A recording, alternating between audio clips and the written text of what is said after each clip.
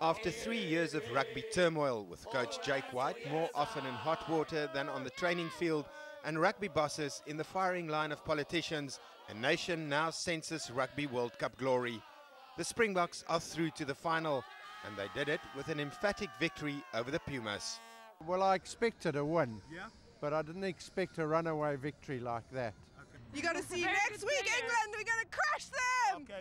I'm advising the English, sell your tickets and go back home, because this cup is going to South Africa! But despite scoring the most points and the most tries in the knockout stage of the tournament, the Springboks weren't entirely satisfied with the way they played. Far too many basic errors were made. Last night, they preyed on Puma mistakes and scored 2 intercept tries, one from a turnover and the other after a Puma knock-on. During a Rugby World Cup final,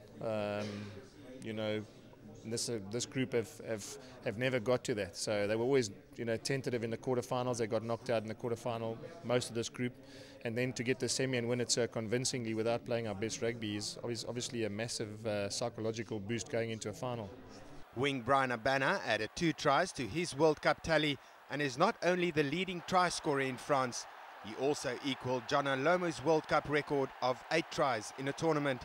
But the one concern is the Springbok scrum. I think they scrummed very well. Tactically, they were very good.